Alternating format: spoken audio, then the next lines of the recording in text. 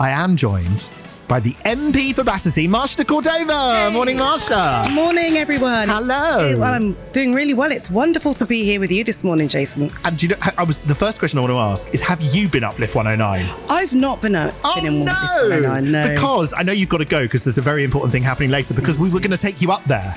I heard. I was so disappointed. I know, but you've got to go. We're going to have to do it again, though. We'll do it again another time. It's lovely to have you. Thank you so much for coming in on the first show. No, I feel really excited and I'm really honoured to be asked to be part of the first show. How amazing is it? I can't believe I'm sat in the power station giving an interview to you. In Control Room B, In Control Room B. Now, have you been to Control Room B before? Have you had a cocktail here? The cocktails are pretty good here, actually. Did you have a gas wash? No, I've not. Best one here. You should have one. Absolutely. Not had the gas wash. But you've been MP for Battersea since 2017. We were there at Wandsworth Town Hall when it all happened.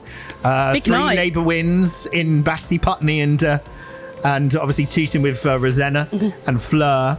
Over those 7 years, what has been the highlight, Marsha? Oh my gosh, highlights. There have been obviously so many, and I mean, first and foremost for me, it's an absolute privilege and an honour to serve as the MP for Battersea, which obviously is the best constituency in the country. But naturally, do you know, one of my priorities has always been about creating opportunities for young people, and so I'm really proud of the work we've done in my political summer school, which I run annually in the summer, and I get to spend time with young people across Battersea, giving them a greater insight into politics and the voice and the role that they have in that space. And so that's probably one of the key highlights, because many of them that have participated in the school then go on to university to study politics. Some have actually stood for public office and are now elected representatives. Amazing. So it is I'm so excited for it this year. Goodness knows what's going to happen. And are they cross-party? Indeed they are. So I invite speakers from across the political spectrum. So I have, for example, the Deputy Speaker, Nigel Evans. He comes and shares his experiences, but also talks about his role as Deputy Speaker. I also have members of Parliament and also members of the House of Lords. But are the young people themselves cross-party, or are they all...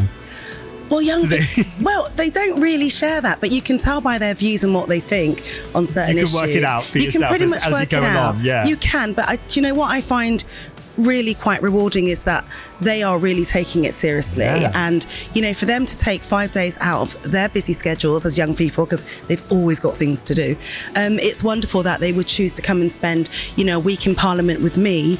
But also we spent some time in Battersea as well. It's a great thing that you do, and I want to thank you as well for coming last year, or was it last Christmas before, for the work that we do with young people at Riverside Radio in our radio club, and they got their NCFE certificates in radio production, which you gave out, you handed out to them, didn't you? I remember it well. It was good fun. And our next lot are just about to get their certificates as well this time around. So we'll be calling for your work again soon. Always here to You're handing out certificates.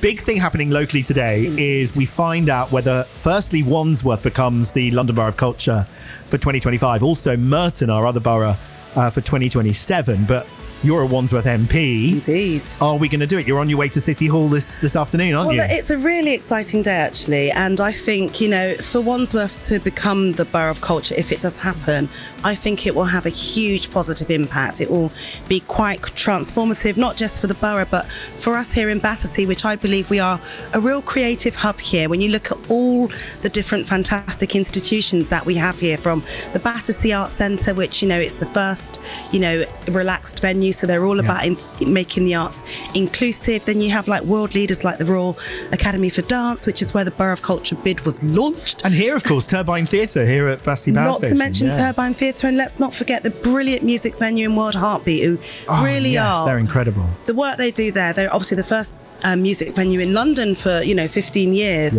but also they have a heart for young people as well. And I think again it's making arts and culture inclusive and accessible to everybody. You don't have to have money to be able to access the arts, and I'm really proud of what we have here in Battersea. Tara Arts, I can't forget either, in Earlsfield. They're really fantastic as well. And it's just a wonderful place. I think it will. I think we're going to get it. Have you had a word with Sadiq Khan and said, hold on, oi, Sadiq, you're a local boy. Give us the Borough of Culture. He's an absolute Wandsworth boy. But, and you know what? The great thing about this is all 3 of the Wandsworth MPs, myself and my colleagues in Putney and Tooting, we've been behind this bid from day one. And yes, we did write to Sadiq Khan and, put all of our support behind this bid. And so, I'm going to be really hopeful because, again, I believe it will be transformative. It will really help to also create opportunities for the brilliant institutions that we do have. I mean, people will be able to come and visit, but also it's creating opportunities. It certainly feels the most supported bid. I've been looking at the other bids and looking around on Twitter, and I know that the Wandsworth Council Arts team are absolutely marvellous. Sarah and the team there have been wonderful. We're involved in the bid as well, and I just feel it's in my bones that we're going to do it. If we don't, I'll be really disappointed. Well, I'm going to be really hopeful. My fingers are crossed, my toes are crossed, everything's crossed. And Merton for 2027? Of course. They're our neighbours. Absolutely. Yeah. What about the power station? It has Battersea Power Station. When you look at it today, Marsha, what do you think about what's happened here? Well, I think it's quite incredible. I mean, ultimately, this site has remained derelict for 40 years. And so to actually see a brand new neighbourhood and it's transformed the area, it is really important. And again, I think one of your listeners actually said it this morning, it's wonderful that kind of the historic chimneys and obviously the external aspects they've really kept with what it should be. And then inside it's just this transformative place. And as the MP for Battersea, it's always been my mission to make it one of the best places to live, work and visit. And it really is creating those opportunities in terms of work, but also people are visiting Battersea, and it's wonderful that we've obviously got the tube here as well, which that's also fantastic. And I'm going to put in a sneaky plug because we now want that Northern Line extended all the way to Clapham Junction. Oh, wouldn't that be amazing? Wouldn't that be amazing? Come on, Northern Line to Clapham Junction. Everybody needs to get behind that. What can you do to push that in Parliament, Marsha? Well, I'll be pushing that in Parliament. I'll be pushing that with my colleagues, but also to the Mayor as well. And I know that Wandsworth Council are very much behind this as well. Yeah. And going back to the politics, there's something called a general election happening this year.